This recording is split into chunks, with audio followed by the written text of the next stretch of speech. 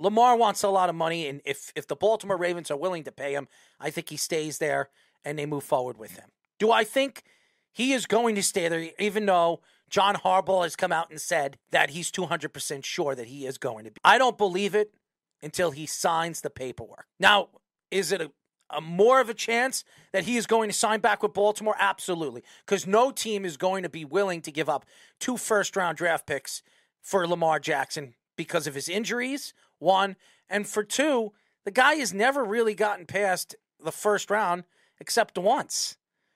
So the guy has not been successful in the playoffs. As we've seen, quarterback after quarterback have great seasons, a.k.a. Dak Prescott.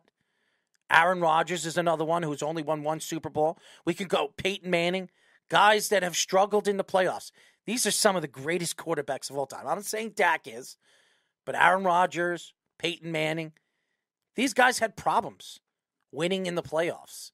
Maybe because of the team, maybe because of injury, and maybe they just weren't any good when the time to really put their game and their team on their shoulders and play their lights out. They weren't those guys. But Lamar Jackson won an MVP. Lamar Jackson was the 30th pick in the first round when there were 4 or 5 quarterbacks drafted ahead of him because everybody thought that Lamar Jackson's game wouldn't fit the NFL game.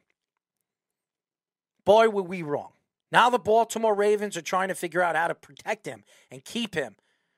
As we all know that I believe, not just me, everybody else believes Lamar Jackson didn't play in that game, in the wild card weekend game, because he was protecting himself. 1, because he wants his contract.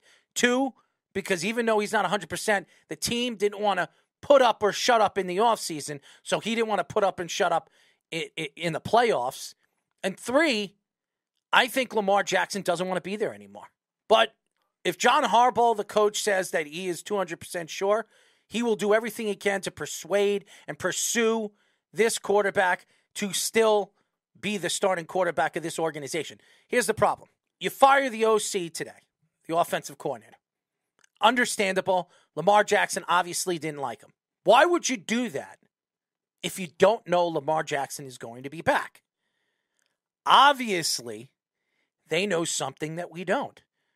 And there is a story coming out that the Baltimore Ravens are willing to let Lamar Jackson decide who he wants his offensive coordinator to be moving forward. So what are you going to do? You going to have Lamar Jackson interview every single offensive coordinator?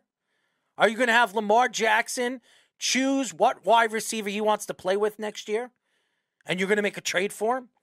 Because if you're going to give Lamar Jackson everything he wants, why didn't you give him what he wanted last year when he asked you for a $240 million contract? Kyler Murray got that money. He didn't put up, he didn't shut up, and he put himself in a situation this year that his whole team couldn't stand him. Lamar Jackson played without a contract, without the guaranteed money that he believed he deserved, and he still put up the numbers. He still showed up to every single practice, and after he got hurt, he said, you know what, screw this team. Why am I going to put myself at risk when I'm not getting paid for my talent? So now you have John Harbaugh speaking up. John, if you were going to speak up and you were going to say that Lamar Jackson was going to be here and you're 200% sure, you better hope it's not franchised because he will not play this year. He will not.